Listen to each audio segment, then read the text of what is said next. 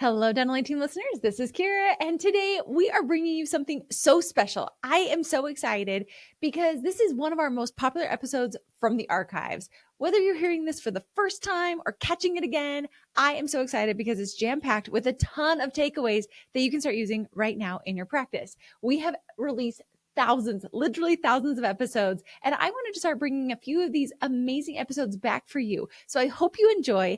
And as always, thanks for listening. And I'll catch you next time on the Dental 18 podcast. Today is a pretty special day. I have a dear friend. We have chatted so many times. He is a rock star on Instagram. If you do not watch his channel, you definitely need to. And he's just one of the coolest people that I feel is a great inspiration. He's been able to do what a lot of other offices have not been able to do. So I'm so jazzed to bring on Dr. Louis Chen. How are you today, Louis? Good. Thanks for having me. It's always a pleasure. It's been so long since we been actually meeting in person. I think the last time was back in 2018, 2019. I know. Because I saw you, I think, first, was it Paul Goodman's event, the Dental Nachos? I think that's where we first met. Yeah. I mean, that's when I saw Mark in person for the first time, and then I saw you for the first time. But I've known about both of you, from some years back. So it's about time. Almost fangirly at the time.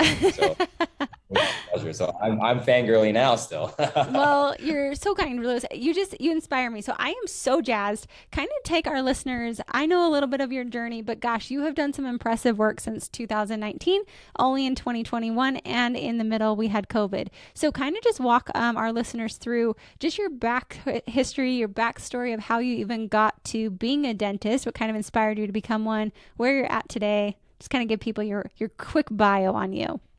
Quick bio. So, okay, I'll give myself a long story short version. So I started in college with an economics major, to which I, graduated with that degree. And during that time in sophomore year, I remember interning at dental office. And, my parents were like, you like the arts, you like the sciences, try dentistry. And I did. And since that time, I shouted at a dentist, and he was very personable. I was a very shy guy. He's like, listen, you should spend some time learning about patient care. Just learn about patients. Don't like think about the dentistry. Dentistry will come. You go to school for that. You don't go to, school doesn't teach you how to speak to people. And then later I focused a lot of my time doing it. And I realized in New York City, the crux of New York City, dentistry is not cheap. It's an expensive, commodity. And part of that, when I, sat there, I realized patients who had a great time when they checked out, they had to bill to pay. It's usually not as exciting walking out. It's true. So I always sought out a mission. I said, well, why in New York City is very saturated. Why should I be perpetuating that sort of, the stereotype of dentistry, dental work to be expensive. So I sought out a vision and say, you know what, I love dentistry. I want to provide good quality care. It's like social hour, happy hour every day, every hour. But why can I just make it a little bit more affordable than my neighboring dentists? And I wanted to provide an exceptional patient experience and exceptional patient care, the dental care, so on and so forth, the whole gamut of things. And then I said, you know what, I want to do it on a scale. I want to do at least have 5 offices by the time, and I want to achieve that. And I was 19 at the time. Haven't even gone to dental school. You're like, here's the vision. This is what I want, and let's make it happen.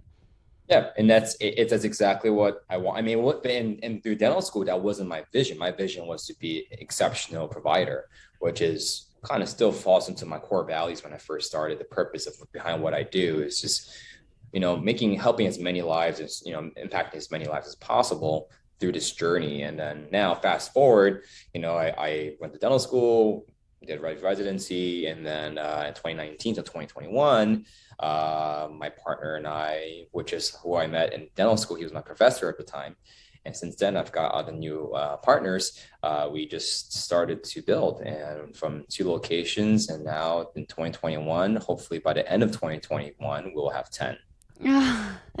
You guys heard that right. That was 10. So, 2019 to 2021, 10 practices. It's pretty impressive, Lewis. And what I love, you and I are very aligned. Our mission at Dental Team is to positively impact the world of dentistry in the greatest way possible. And you also wanted to positively impact and change the way patients view dentistry. So I just love it. Lewis, I think you're an inspiration to so many. So I'm going to let's get ready. Let's dive deep, because I'm sure people listening are like, how? How did you do it? Lewis? That's great. You had a vision when you were 19. You went to dental school. Sounds like you partnered up with somebody fantastic. And now here you are 2 years later, and you've got 10 practices. So kind of walk us through some of the things that you felt helped perpetuate that and make it into a reality. You're also in New York. I mean, you got hit hard with COVID. I think you actually were one of the hardest hit places of all.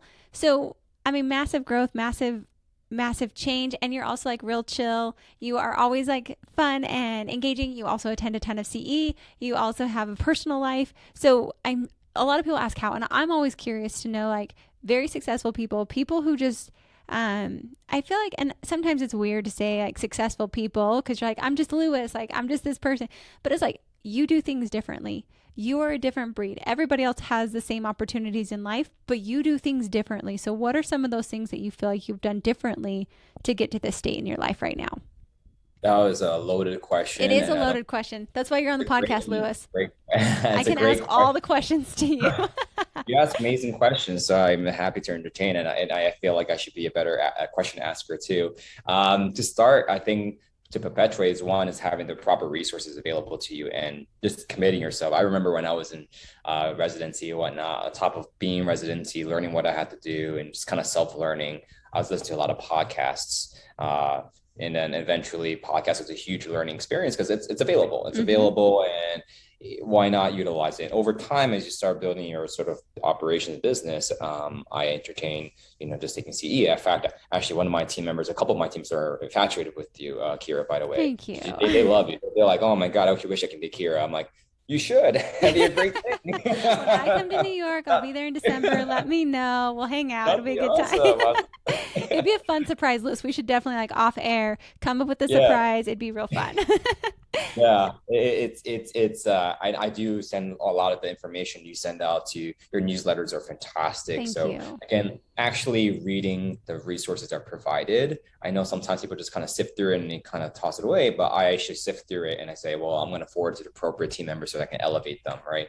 So one of the being the good filter of resources is one. Number two is committing yourself to a schedule, right? For me, I'm always an early bird now, 5:30, 5:45 wake up.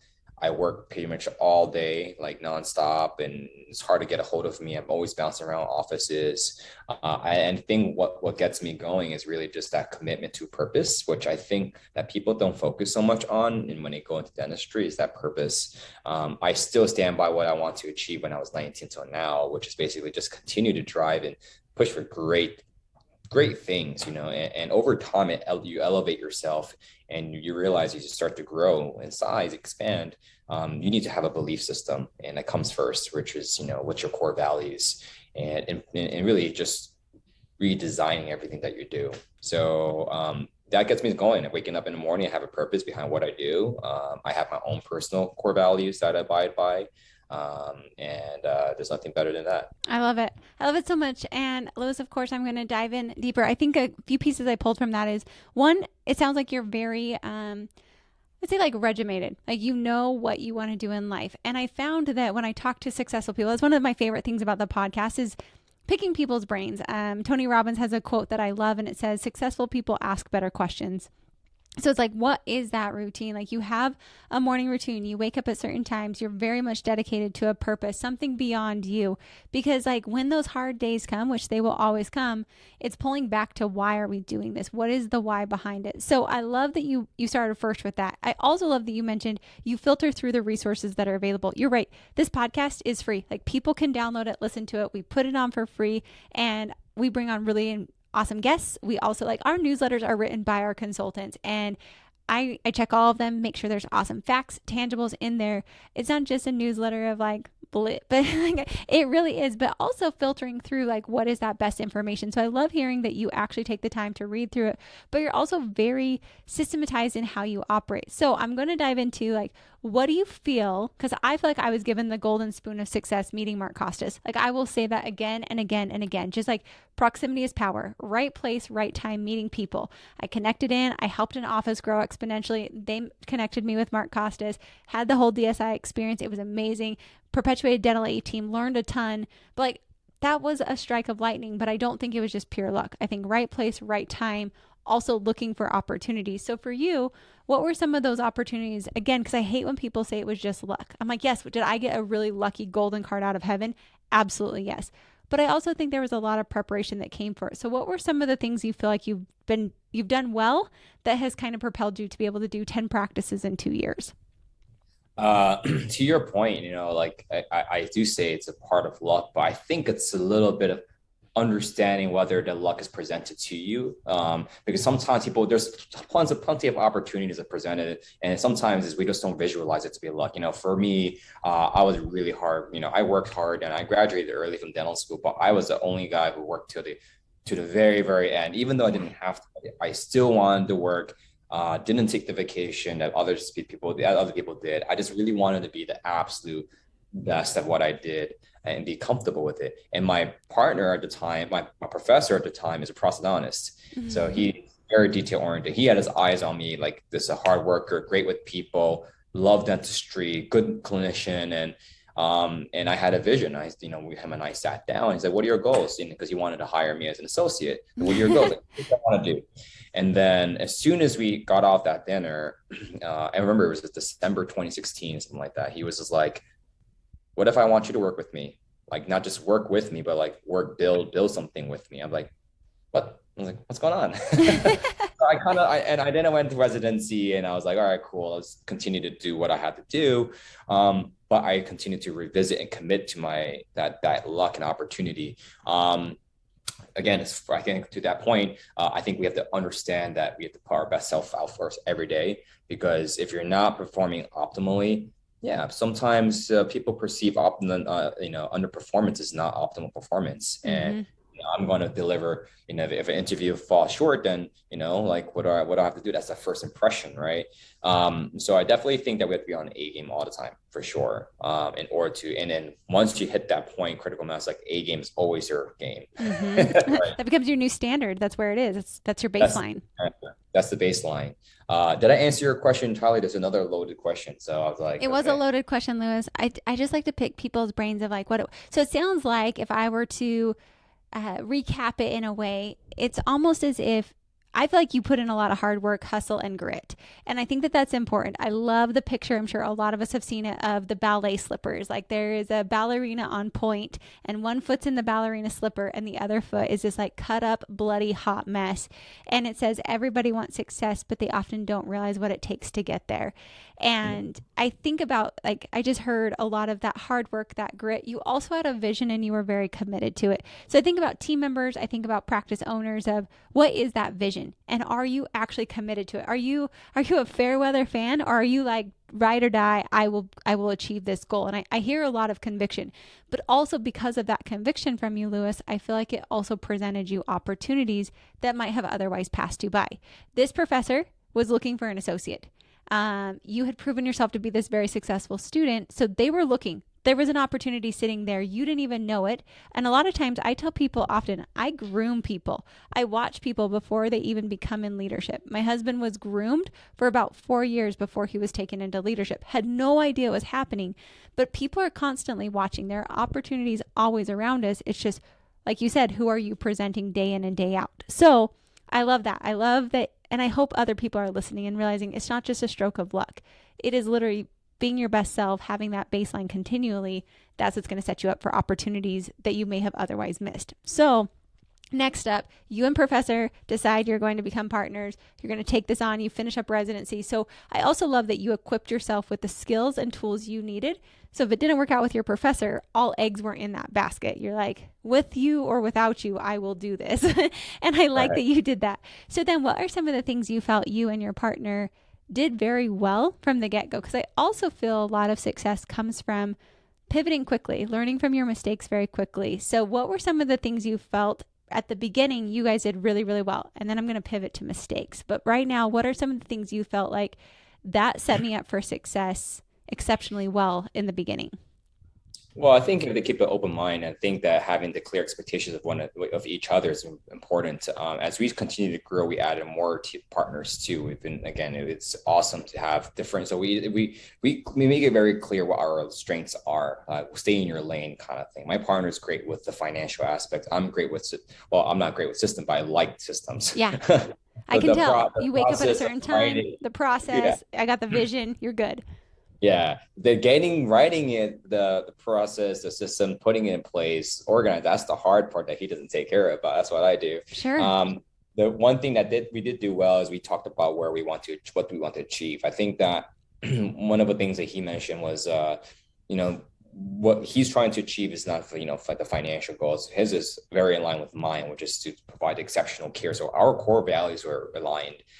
So at any given point, I just know the decision that he suggests and makes is for a good purpose or for the right reasons, not for any other intent. Sure. That was really important to us, and of course, just building a lot of trust. I did throw a lot of my eggs in his back, and in fact, I threw everything in. I have nothing, Good. all my trust in this, all in, and and then be have the conviction to finish and strong, and that's kind of where we stood. I think that's what we did well, and we continued to grow. We weren't stagnant.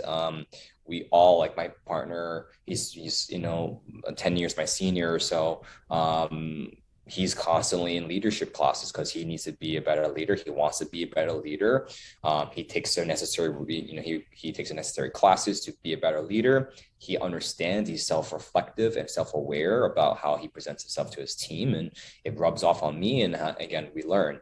One also great thing is we embrace honest mistakes. Mm-hmm. We embrace the humility, because even if I made a mistake, and I would honestly tell him, like, listen, my bad. I didn't think about this. I didn't think about that. Here's the outcomes. Like, it's fine. Just don't do it again. Just figure it out. Put it on a sheet of paper. Figure it out. Do it again. And there's a lot of forgiveness in that process, which helped. I oftentimes think that if there's no open communication to allow for humility, people they'll probably get stuck within their own confines. Mm-hmm. And I think that's something that was really beneficial for us. Gosh, so many good takeaways, because I think so many people have partnerships that actually don't go well. And so helping to see you guys were in your lanes. You also had complementary skill sets to one another. I think that that's actually amazing that you figured out stay in your lanes. And then there's the honest mistakes. Like, that happens. I tell everybody, like, fail successfully. And I also love another quote, like, there are no failures, there's just results. Like, what happened? Why did it happen? Like, let's learn from it so it doesn't happen again and move forward. And when teams and partners feel that they can make those mistakes, there's so much freedom. Like, the rules and the boundaries are all open. You can have anything. There's massive creative success and openings and ideas that can come because you feel very, very free, I guess, to make those mistakes. You know you're going to be accountable to it, but there's nothing wrong in not having it go exactly as planned. So I'm now going to pivot, Louis. Like, you've been so generous, and I wanted to pick your brain. I've been dying to talk to you. You guys have such a fun culture, which I think kudos to you guys for doing that.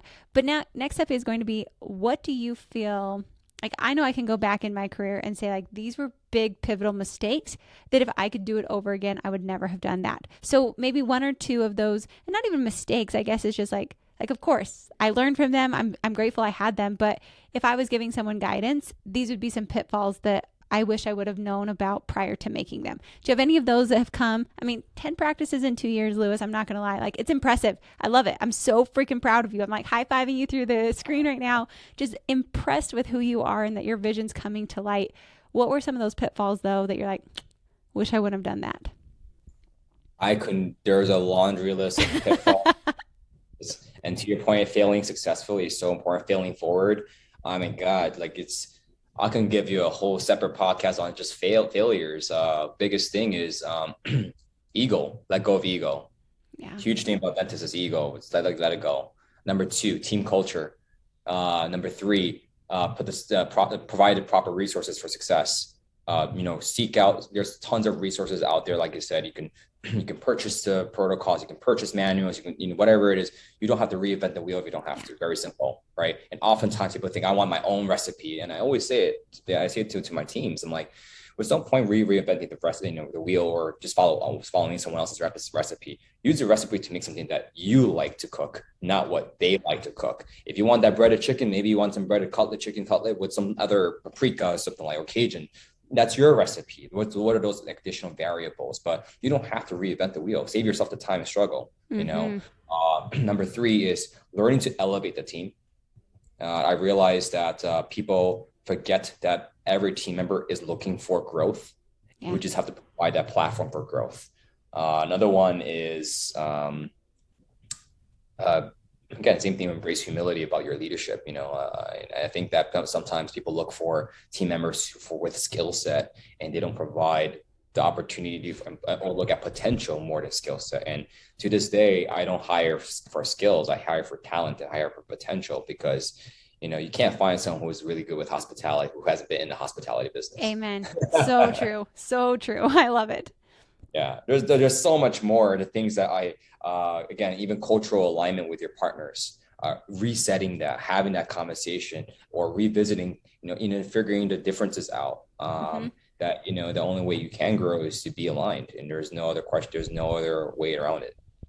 Gosh, Louis, I love it so much. I think that there's just so many pieces on there. And something I really wanted to highlight, the reason I asked that question is because, again, I think so many people look at that and say, oh my gosh, 10 practices in 2 years. Is this person really human? Do they ever make mistakes? And I think it's really important to realize, like, on the path of success, I heard a quote, and it's called the success tax. Like, there are hard times that follow. There are things that we wish we wouldn't have done. There are things that we learn along the way, but it's like, just keep growing and becoming better. So I'm actually going to ask you, I came up with a few questions that I wanted to ask podcast guests that I'm like, oh, I'm going to remember to ask Louis these. So my first question is, what is your best time-saving hack? Time-saving hack? Oh, yeah. People oftentimes say it's because I sleep so little. How many hours do you sleep a night, Louis? Let's talk about that. So I got an Oura ring. So this is a ring that measures your sleep and measures your REM sleep. So I'm trying to life hack myself through data by understanding, like, well, if I'm getting X amount of hours of deep sleep or REM sleep or whatnot, do I wake up feeling like I'm going to be productive, right? Do I feel like I'm energized? Do I feel like I can put my best foot forward? That's key. I am huge on calendars. I know that I heard a podcast on productivity. Some people say to-do lists are great, but calendars even better. But I personally have all my work that I do actually on calendar by blocks almost. I put it on my calendar to say, all right, today payroll, got to do payroll. Not that I hope to achieve it, but there's so many moving parts that the time set forth is not usually the time I will take to complete. Sure. So at the minimum, I try to tackle it by, I have a project management to-do list, and I break it down by locations, by management, by, team members or administrative, all that stuff. And I prioritize it based off deadlines.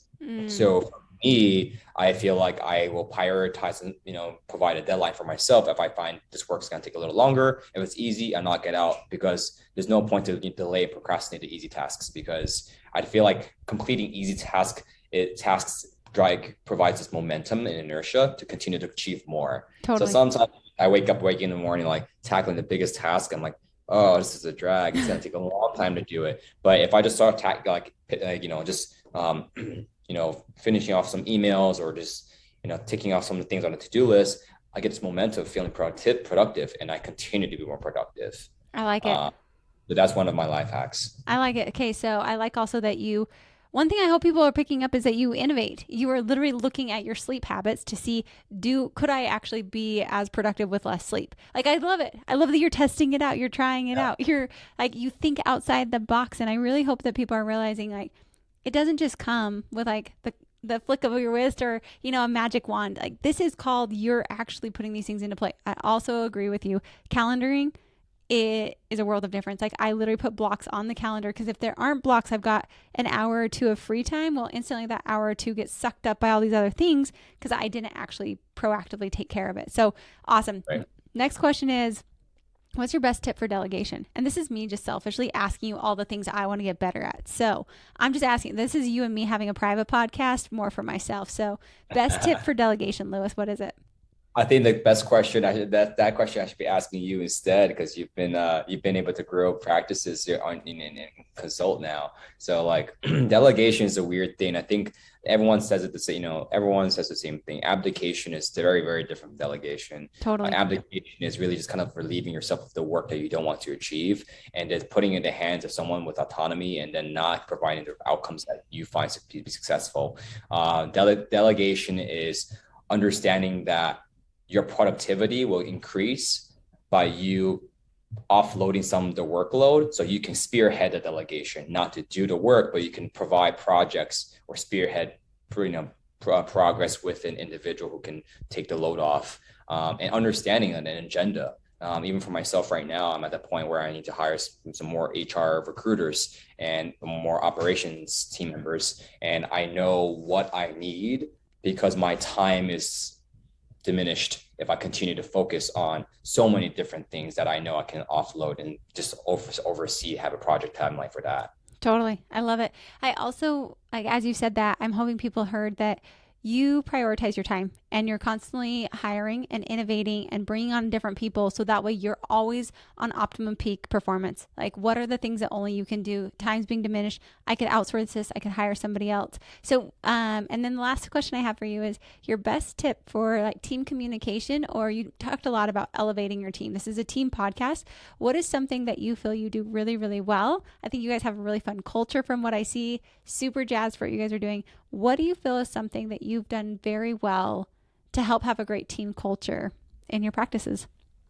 So and I still do HR, so I hire every person, and one of the biggest things is me being the person who can establish that culture through the interview from the get-go, and that comes from speaking to if with the right candidate.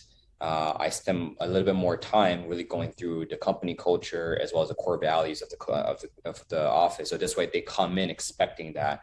What's harder is kind of shaking up the culture that doesn't exist. Basically trying to create something that didn't start. So like every office, I'm trying something new. Like the new pedo office that my partners and I have. I came in and did this whole cultural thing, and I'm not great at it. I'm trying it, but I walk in, I feel amazing. I feel amazing. I see the team. The team is great. I'm like, I can't wait. I love coming to the office, right? And I love knowing that I can, because I also know that the team loves that too. So that's one thing is to create the culture is just establish it from the get-go. Like do not delay the process. The onboarding, if the moment they get onboarded, culture comes first, the belief systems. Another thing is being honest with yourself with that process, because it's corny, like listen, everyone talks about no one it's like when I first started, like core values, what are those? Like this the work needs to be done, right? Totally. And then you realize that toxicity happens and there's other stuff that needs to be managed and navigated, and it's just so much harder if you don't, especially if you start growing. The culture has to be consistent across the board. So yeah, and it's easier with one because you see the same people all the time. But if you're drop shipping yourself in different locations, you expect the culture to persist. And am I great at it? I am far from it, and I'm constantly, even right now, I'm just trying to figure out how do I measure culture, right? How do I ensure that it's being consistent? Maybe because I'm coming in, people are performing well, maybe they're not, right? Sure. And how do I continue? How do I measure that? That's I think that's the first and foremost thing. I really love that you said that. And I love that you said it's cheesy, because I think so many people think it's cheesy, so they actually don't do it. And yet at the end of the day, we've got great resignation. It's hard to hire all these different pieces, but I'm like, you clearly are hiring a lot of people.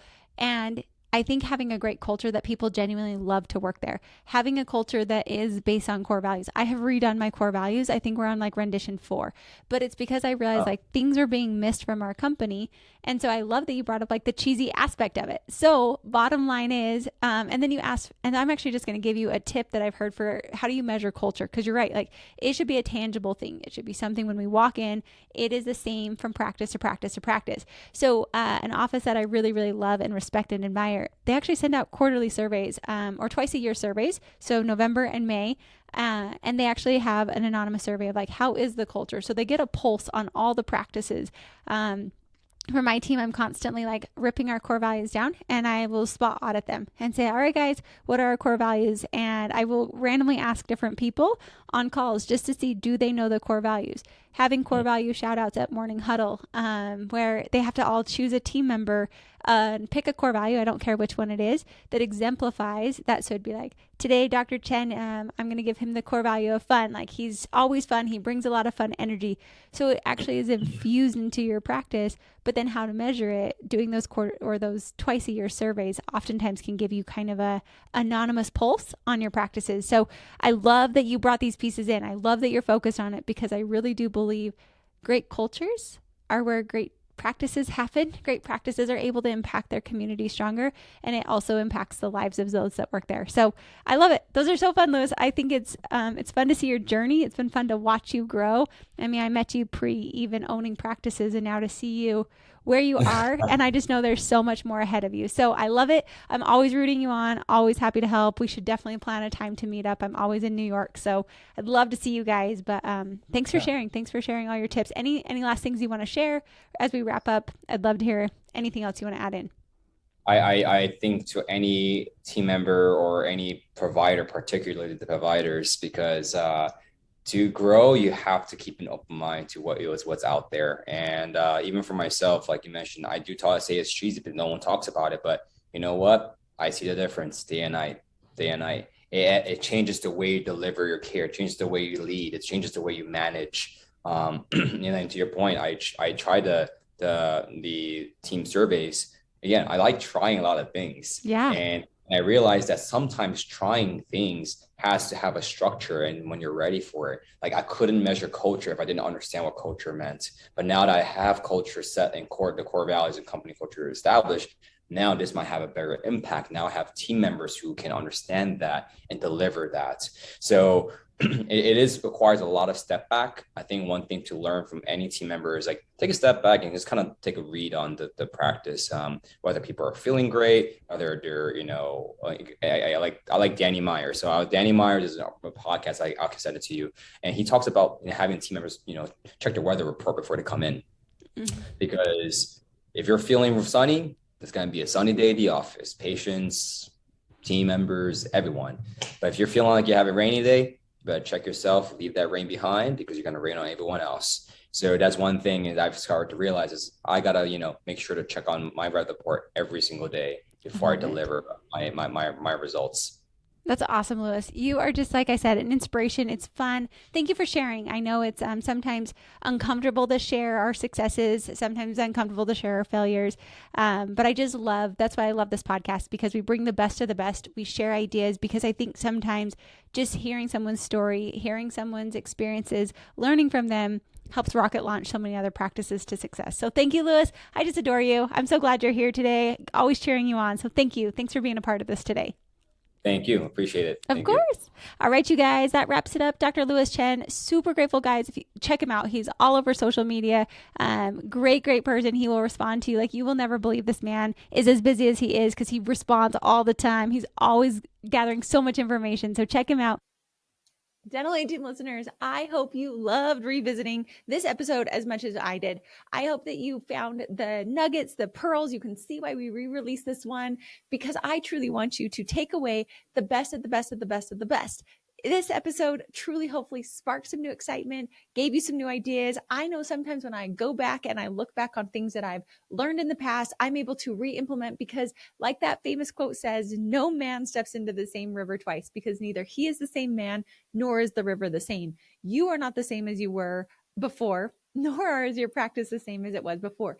Different things, different ideas, same principles. And I really want to highlight, and hopefully you took today, that sometimes all we need to do is simplify and put into place, or to refine things that we've already been doing really, really well. If you love this episode, don't keep it to yourself. Share it with a colleague, or leave us a review and help more practices find the Dental 18 podcast. As always, thanks for listening, and I'll catch you next time on the Dental 18 podcast.